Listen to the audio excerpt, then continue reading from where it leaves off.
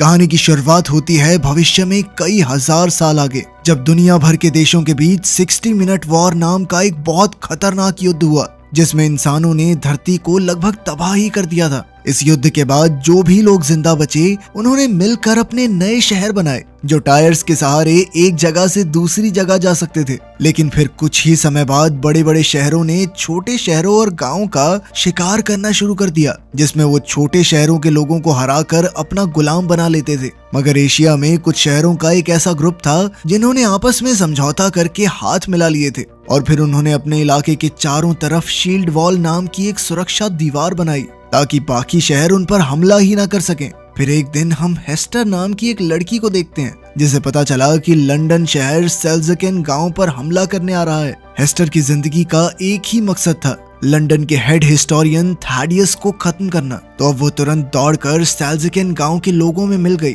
ताकि जब लंदन शहर उन्हें हराकर बंदी बनाए तो हेस्टर भी उनके साथ ही लंदन पहुंच जाए। तभी अचानक अलार्म जोर से बजने लगा और सेल्ज़केन गांव लंदन के हमले से बचने के लिए अपनी जगह से भागा। इसी वजह से अंदर मौजूद लोगों में अफरा तफरी मच गई थी। वहीं दूसरी ओर लंदन के लोग इस शिकार को देखकर बहुत खुश हो रहे थे। सेल्ज़केन पूरी जी जान लगाकर आगे बढ़ रहा था, लेकिन लंदन उससे काफी तेज और ताकतवर था। तब सेल्ज़केन के ड्राइवर्स ने सारा अनाज जमीन पर गिरा दिया, ताकि भार कम हो जाए और वो तेजी से भाग सकें। अब वो तेजी से खाई की तरफ बढ़ रहे थे। जल्द ही वो खाई में गिरने वाले थे कि ऐन वक्त पर उन्होंने दिशा बदल ली, मगर अचानक मुड़ने की वजह से उनके कुछ पुर्जे और एक टायर टूटकर अलग हो गए। इसी दौरान लंदन ने अपना शिकंजा उन पर कस लिया।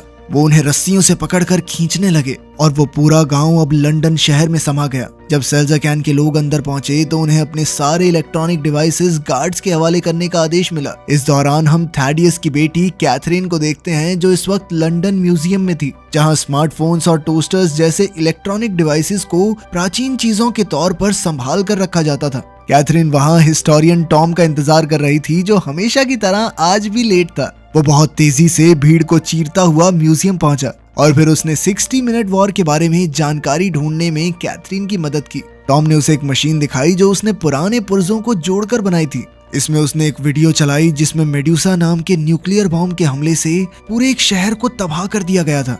मेडुसा नाम के इस न्यूक्लियर वेपन को रोकने के लिए प्राचीन इंसानों ने एक क्रैश ड्राइव बनाई थी। हाल ही में टॉम ने देखा कि उसके कुछ हिस्से गायब हो चुके हैं, मगर जब उसने ये अपने बॉस को बताया तो उन्होंने उसकी बात पर ध्यान नहीं दिया। तब टॉम ने एक खुफिया कैबिन बनाया जो सिर्फ पासवर्ड से खुलता था। फिर वो कैथरीन को अंदर ले गया, जहां उसने प्राचीन हथियारों के पुर्जे संभाल रखे थे, मगर वो ये नहीं जानता था कि हिस्टोरियन हर्बर्ट छुपकर ये सब देख रहा था। अब टॉम ने कहा कि वो इन सारे हथियारों को नष्ट करना चाहता है, ताकि भविष्य में कोई इनका गलत इस्तेमाल करके मासूमों की जान न ले सके। फिर जैसे ही टॉम और कैथरीन वहां से बाहर निकले तो हर्बर्ट ने कहा कि अब से टॉम हिस्टोरियन नहीं है, बल्कि उसे नीचे के लेवल्स पर जाकर साफ सफाई का काम करना होगा। हर्बर्ट जानता था कि इस वक्त बाहर बहुत भीड़ होगी और टॉम समय पर नहीं पहुंच पाएगा, जिससे उसे नौकरी से निकालने का मौका मिल जाएगा। मगर कैथरीन ने टॉम से कहा कि वो टॉम को वहां जल्द से जल्द पहुंचा सकती है। कैथरीन अपने वीआईपी पास का इस्तेमाल करके उसे अपने साथ खास एलिवेटर्स पर ले गई। इस दौरान टॉम ने कहा कि उसे किसी भी हालत में निचले लेवल में जाकर नए कैदियों से इकट्ठा किए हुए डिवाइसेस को चुराकर म्यूजियम में ले जाना होगा। अगर वो समय से पहले वहां नहीं पहुंचा तो वर्कर्स उन्हें कूड़ेदान में फेंक देंगे और फिर उन्हें आग में जला दिया जाएगा। उधर निचले लेवल्स में सेल्ज़केन से मिले कैदियों की जांच करके उनके हथियार छीने जा रहे थे। हेस्टर तो बड़े आराम से आगे निकल गई, क्योंकि उसने अपना चाकू कपड़ों में छुपा रखा था। उधर टॉम जल्द ही कूड़ेदान तक पहुंचा और पुराने डिवाइसेस इकट्ठे करने लगा। तभी वहां थैडियस भी आ पहुंचा, क्योंकि उन्हें कैदियों से एक फ्यूजन इन्वर्टर सेल मिला था, जो कि थैडियस के मुताबिक बेहद खतरनाक था। खैर, टॉम ने उसे बताया कि इंजीनियर्स ने म्यूजियम में मौजूद सभी सेल्स चुरा लिए हैं, तो थैडियस का कहना था कि वो खुद इस मामले से निपट लेगा।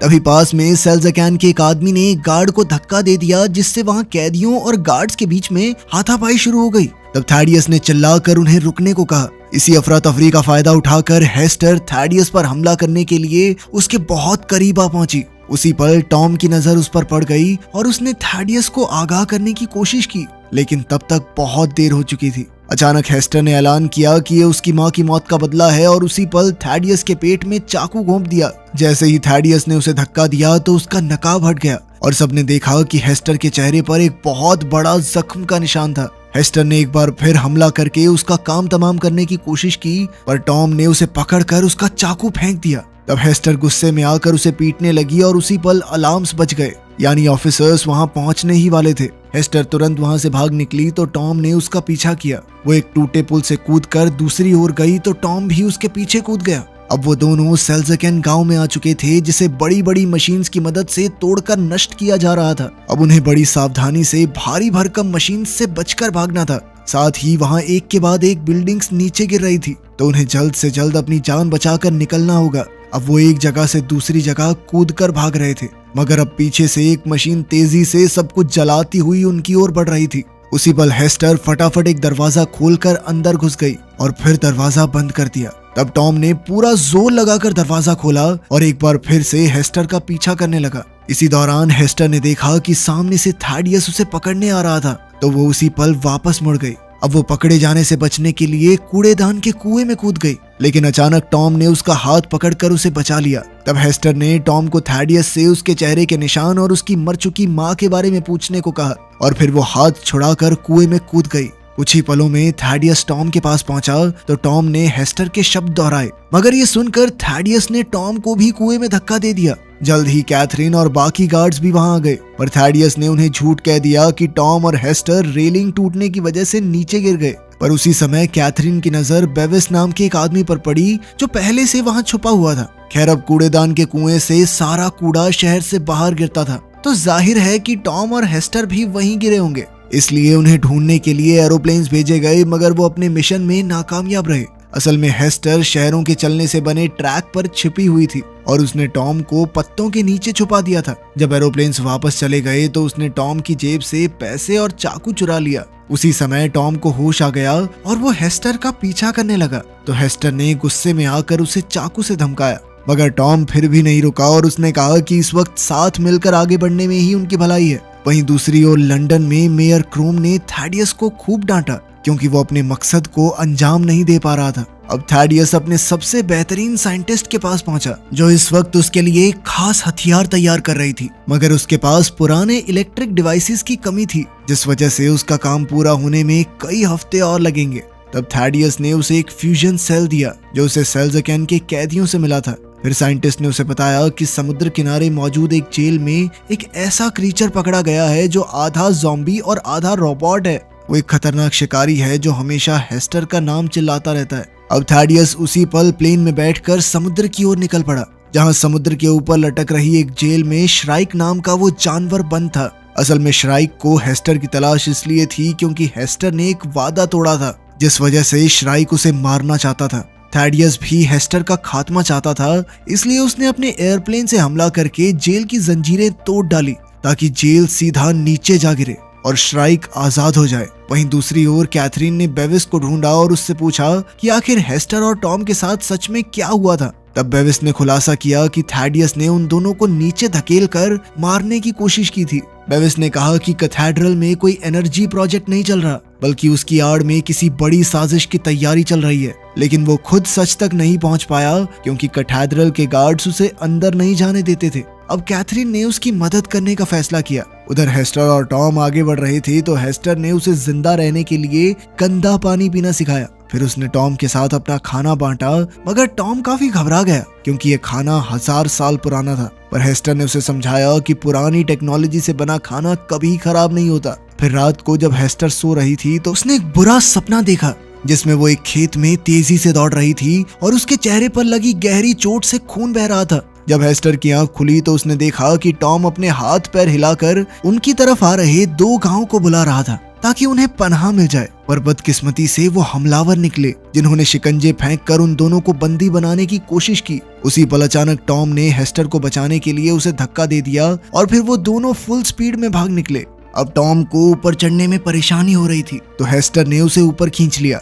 पर जैसे ही टॉम ऊपर आया तो हेस्टर गायब हो चुकी थी। अब दोनों गांव उन पर हमला करने ही वाले थे कि वो पीछे खिसका और अचानक एक सुरंग में गिर गया। असल में हेस्टर और टॉम दोनों ही सुरंग में गिरकर स्कटलबग नाम के एक अंडरग्राउंड शहर में आ चुके थे। कुछ ही पलों में ये शहर भी चलने लगा। पहले तो ड्राइवर और उसकी पत्नी उनके साथ काफी अच्छे से पेश आए, पर जल्द ही उन्होंने हेस्टर और टॉम को एक सेल में कैद कर दिया।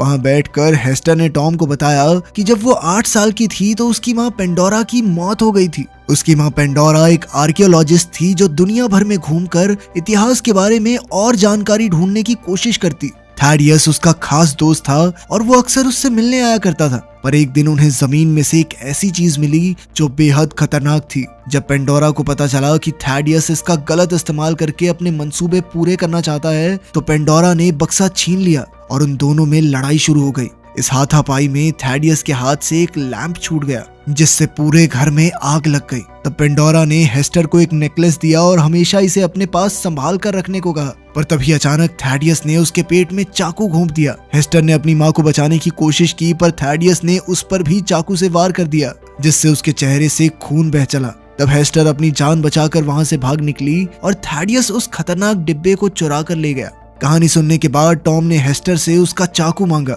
और जमीन पर मौजूद एक पेंच निकाल कर एक फट्टा खोल दिया। अब वो यहाँ से कूदकर अपनी जान बचा सकते थे मगर हेस्टर की टांग में चोट लगी थी और वो इतनी नीचे नहीं कूद सकती थी।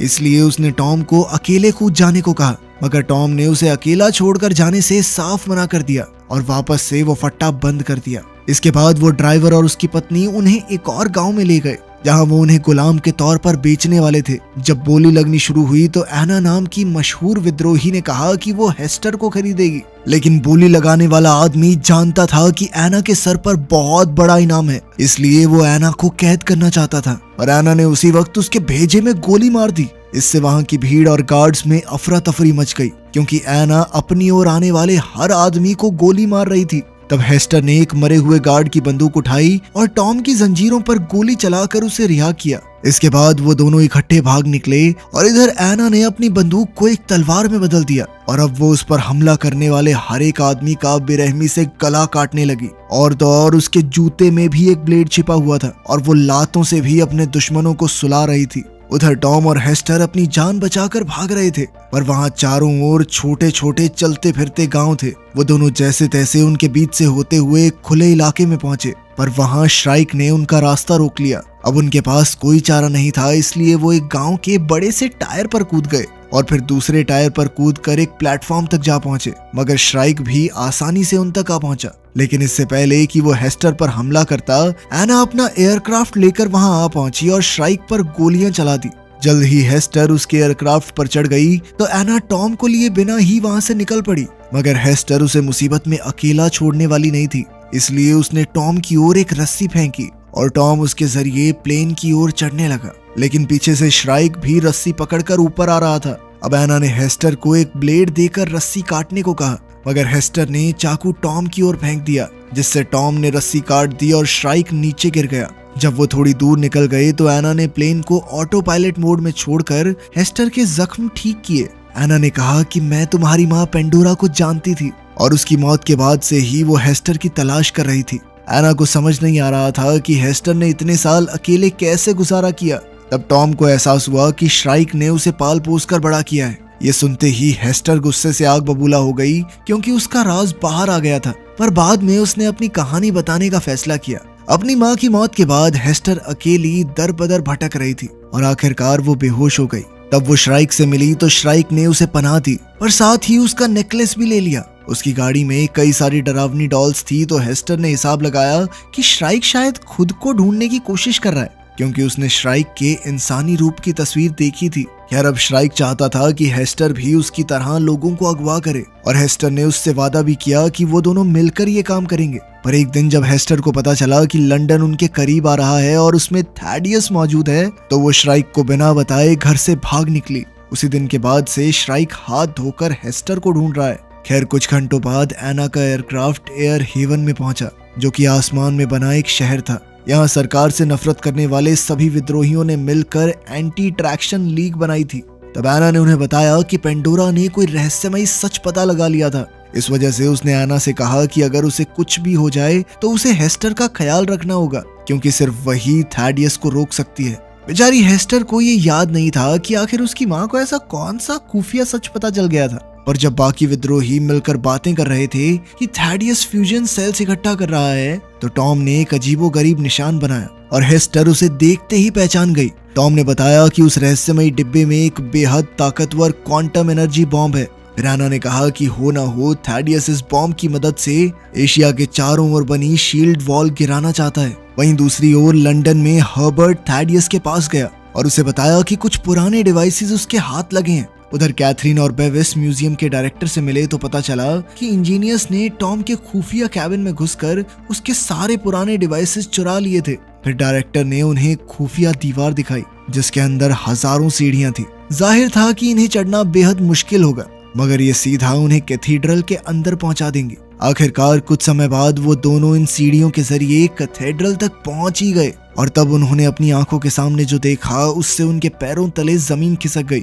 उन्होंने देखा कि थैडियस ने म्यूजियम से चुराए डिवाइसेस और पेंडोरा के रहस्यमयी बक्से के जरिए अपना सुपर वेपन तैयार कर लिया था। इसका नाम मेडुसा था, जैसा कि कैथरीन ने टॉम की वीडियो में देखा था। पर उसी समय मेजर क्रोम गुस्से से भरा हुआ कैथीड्रल में पहुंच गया क्योंकि थैडियस ने लंदन को पूर्व दिशा की तरफ मोड़ दिया था। तभी अचानक उसकी नजर मेडुसा पर पड़ी तो उसका गुस्सा सर चढ़ गया क्योंकि थैडियस एशिया के साथ महायुद्ध करना चाहता था जिससे चारों ओर तबाही के सिवा और कुछ नहीं हासिल होगा। क्रोम ने उसे इतिहास से कुछ सीखने को कहा और फिर उसने इंजीनियर्स को मेडुसा को बंद करने का हुक्म दिया, पर किसी ने उसकी बात पर ध्यान नहीं दिया। तभी अचानक थैडियस ने उस पर गोली चलाकर उसे बेरहमी से मार डाला। इधर कैथरीन वहीं छिपी हुई थी तो उसे अपने पिता की असलियत का एहसास हुआ। जल्द ही एयर हेवन में विद्रोहियों को खबर मिली कि लंदन पूर्व दिशा की ओर बढ़ रहा है। तभी अचानक बिजली चली गई और उन्हें बाहर से चिल्लाने की आवाज सुनाई दी। उसी पर श्राइक जबरदस्ती कमरे के अंदर घुस आया। विद्रोहियों ने उस पर पलटवार किया मगर इन हमलों से कोई फर्क नहीं पड़ा। इसके बाद उन्होंने श्राइक पर ब्लेड से हमला किया, पर श्राइक एक के बाद एक उनके साथियों को मौत के घाट उतार रहा था। तभी अचानक वहां एक जबरदस्त धमाका हुआ और शहर में आग लग गई। अब वो कुछ ही समय में पूरी तरह नष्ट होने वाला था। जल्द ही सभी लोग एयरक्राफ्ट्स में बैठकर अपनी जान बचाकर भागने लगे तो हेस्टर और टॉम भी स्पेसक्राफ्ट ढूंढने लगे। इधर एना और बाकी विद्रोही तलवारों और कुल्हाड़ियों से श्राइक का मुकाबला कर रहे थे, लेकिन इतनी कोशिशों के बाद भी श्राइक का कोई बाल तक नहीं उखाड़ पाया था। उसी पल अचानक एना ने अपने जूते पर लगे ब्लेड से श्राइक की छाती पर जबरदस्त वार कर दिया जिससे उसे थोड़ी चोट तो लगी। फिर विद्रोहियों ने उसकी तरफ एक बॉम्ब फेंका जो सीधा उसकी टांग पर जा लगा। बम धमाका होते ही जमीन में छेद हो गया जिससे श्राइक नीचे जा गिरा, मगर वो ये नहीं जानते थे कि श्राइक वहीं लोहे की रॉड्स के सहारे लटका हुआ था। वहीं टॉम और हेस्टर एना के एयरक्राफ्ट तक पहुंचने ही वाले थे कि ऐन वक्त पर श्राइक उनके सामने आ खड़ा हुआ। टॉम हेस्टर को बचाने के लिए खुद श्राइक का मुकाबला करने लगा, पर श्राइक ने उसे गर्दन से उठाकर जमीन पर पटक दिया और फिर उसकी छाती पर खड़ा हो गया। लेकिन उसी पल हेस्टर ने श्राइक की टांग को पकड़ लिया और उससे टॉम की जान की भीख मांगने लगी। उसके आंसू देखकर श्राइक हैरान होकर पीछे हट गया क्योंकि उसे एहसास हो गया कि हेस्टर टॉम से प्यार करती है। तभी जख्मी होने की वजह से अचानक उसके सिस्टम फेल हो गए और वो घुटनों के बल आ गया। अंत में श्राइक ने हेस्टर को उसका नेकलेस लौटाया और उसे वादा पूरा ना करने के लिए माफ कर दिया। फिर वो खुद ब खुद वहीं गिरकर मर गया। अब चारों ओर आग लगने की वजह से ये शहर किसी भी पल गिर सकता था। तभी ऐन वक्त पर एना अपना एयरक्राफ्ट लेकर उन्हें बचाने आ पहुंची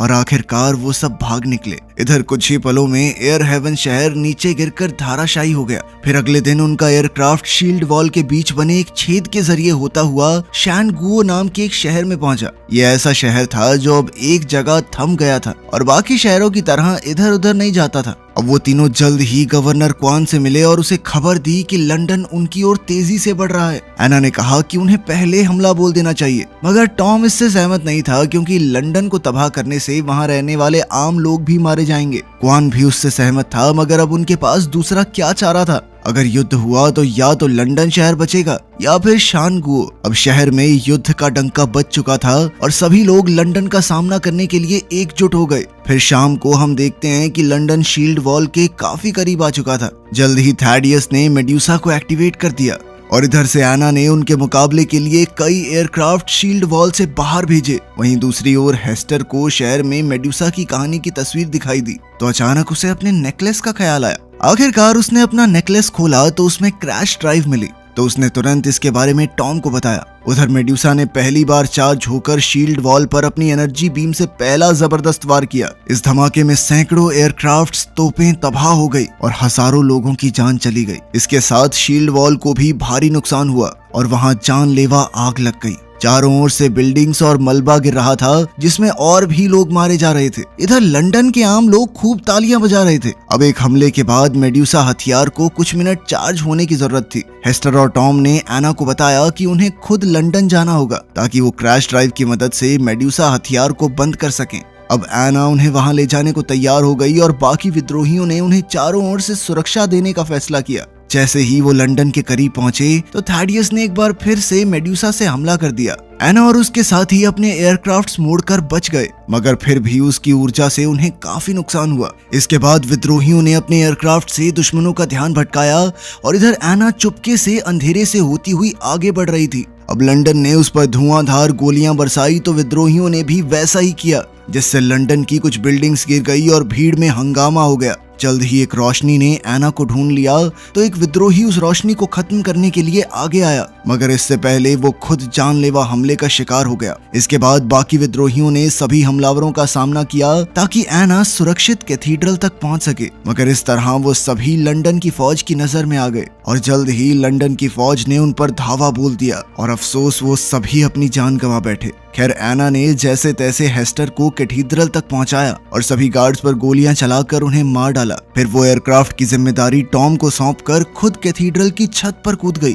उधर थैडियस एक बार फिर मेड्यूसा से हमला करने वाला था कि एना ने अंदर जाते ही उस पर गोली चला दी, मगर एक गार्ड ने अपने सीने पर गोली खाकर थैडियस को बचा लिया। इसके बाद कंप्यूटर ने उन्हें सावधान किया कि सिस्टम बहुत गर्म हो चुका है, तो सभी इंजीनियर्स डर कर भाग निकले। उधर हेस्टर भी आसानी से अंदर घुस आई। इधर थैडियस एना पर गोलियां चला रहा था और कुछ देर बाद वो दोनों ब्लेड से एक दूसरे पर हमला करने लगे। पहले तो दोनों एक दूसरे को बराबर की टक्कर दे रहे थे, पर अचानक एना की नजर हेस्टर पर पड़ी जो कंप्यूटर में क्रैश ड्राइव इंस्टॉल कर रही थी और एना ने थैडियस को उससे दूर रखने का जिम्मा उठाया। मगर इसी मौके का फायदा उठाकर थैडियस ने एना के पेट में चाकू घोंप दिया, लेकिन इतने में हेस्टर ने मेड्यूसा को बंद कर दिया था। एना ने अपने मिशन को सफल होते देख अपनी आखिरी सांसें ली। अब मेड्यूसा सेल्फ डिस्ट्रक्शन मोड में चली गई थी, जिस वजह से थैडियस डर के मारे कैथीड्रल से भाग निकला। वहां कैथरीन उसके सामने खड़ी थी। कैथरीन के सामने थैडियस का पर्दाफाश हो चुका था और उसने गुस्से में थैडियस को हजारों मासूमों का कातिल बताया।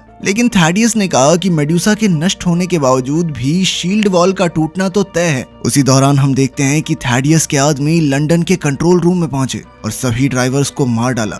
अब लंदन शहर बिना किसी कंट्रोल के तेजी से आगे बढ़ रहा था, यानी उनका शील्ड वॉल से टकराना तय था। जब कैथरीन को इसका एहसास हुआ तो वो खुद कंट्रोल रूम में पहुंची और ब्रेक्स लगाने की कोशिश की, लेकिन ब्रेक्स तो टूट चुकी थी।